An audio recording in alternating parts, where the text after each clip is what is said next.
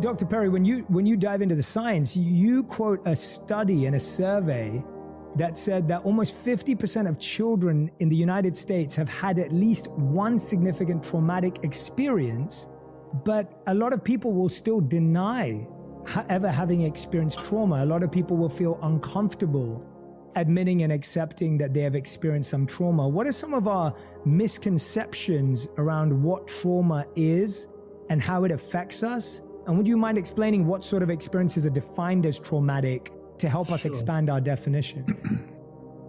So most of us first heard the concept of sort of trauma as we're talking about it now in context of post-traumatic stress disorder and combat veterans. And so even within our field in psychiatry, the majority of people who studied trauma and looked at trauma were looking at the effects of these horrific events, exposure to combat, death of a soldier next to you, as the thing to understand around trauma. But over time, people like me who were studying the stress response systems in animal models were very well aware that it's not necessarily these big traumatic events that are easily identified by everybody as a trauma that will lead to the changes in the brain that cause the problems. And so certainly if you do have these events, that can be a problem. So natural disaster, house fire, car accident, abuse of all sorts, that's certainly traumatic. But probably the most important thing, and I think the thing that's impacting more children and adults than anything else, are experiences that are patterns of stress activation where you have no control over the experience. It's not predictable and it's prolonged, it's ongoing. And I think to some degree, the experiences of the last year are an example for many people of a prolonged set of uncontrollable and unpredictable stressors. And we've all felt sort of our baseline level of tolerance is going down. We're a little bit more tired. We can handle situations a little bit less. And so what we've been studying is the combination of these experiences where you are not in control of your life. And it may be a child who's living in a domestic violence environment where he or she is not the direct target of all of this stuff, but there's so much unpredictability about when the fighting is going to happen. And there's so much unpredictability about whether mom is going to be in a good mood today or a bad mood, or dad's going to be angry or not angry. And that can lead to these physiological changes that increase your risk for physical health problems, mental health problems, and learning problems. And so that's kind of where we're moving in the field, is this recognition that you don't just have to have some sort of capital T trauma in your life to be impacted by trauma. And in fact, if you are a minority in a majority culture, you're going to get all kinds of experiences where you're getting these relational interactions that are sending the signal that you don't belong, which will activate your stress response, which can over time accumulate and influence your physical and mental health. We can believe things at our core, but are we acting at them on our core? Right? Are we acting on them? Are we actually taking action? Are we actually becoming activated and making change or trying to make change? When we are, believing, making things happen actually attract resources.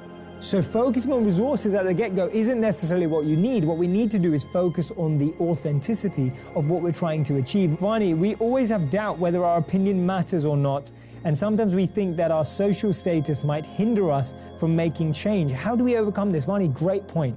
Let's take a look at the case for Malala. Social change is different from business. In business, our social status matters. In business, our achievements matter. In business, our grades matter, right? But social change is about authenticity and genuineness and the true belief in a cause. If you look at anyone having massive change today in those spaces, they may be coming from business and making change. That's awesome, right? They've already established themselves in another industry and now they're bringing that to something that they care about. But if you look at grassroots level change in any area, it's coming from people who don't have degrees in that area, who don't have a background in that area, who haven't made money in that area, but they care about it. And that's why an authentic program of change, not just speaking about stuff, not just writing about stuff, but actually creating small groups of change, small pockets of change, activating individuals to start making a difference, that's something that everyone can connect with. That's something that attracts attention. So when you're doubting your opinion or whether your opinion matters, recognize you're probably right. Most of our opinions don't matter. Everyone has an opinion. If I share something about Standing Rock today, so many people around us will have an opinion. But the key is how many people are turning that opinion into action. So it's true, our opinion may not matter, but as soon as we start turning that opinion into genuine and authentic action, that will attract interest from the right people. When you were talking about the stories we tell ourselves, I think that's so important because there's a great study that I talk about in the book by Amy Wrzniewski from the Yale University. And what they found is that they tried to find a career that they felt people may find not sharing a positive story around. And they found that hospital cleaners or hospital workers potentially have one of the toughest jobs. And Rangan, you're a doctor, and I'm sure you've seen people having to do that work, and it's a tough job. And so they asked hospital workers how they define their jobs. And the majority of them defined it as low skilled, defined it as, insignificant, defined it as just a way to pay the bills, and that their job wasn't useful or their job wasn't important, and their role was basically described like the personnel manual. But then they asked another set of hospital workers, the same people who did the same jobs, different people who did the same jobs, and they said, how do you feel about your jobs? And these people had completely different views. They felt they were healers. They felt they were caretakers. They felt that they were able to transform the energy of the actual hospital. They felt that they were carers for the people there. And what they found is that these same people, different people who did the same job were telling themselves a different story, and therefore they saw their role as integral to the healing of the patient. And because they saw their role as integral to the healing of the patient, they found the work that they did to be extremely meaningful. And that's crazy to think about it, that different people doing the same job could say different things about the same work. They're doing the same exact thing daily, but someone thinks it's meaningless and the other thinks it's so meaningful. And this was a term by Yale that was called job crafting. The ability to assign meaning where you see it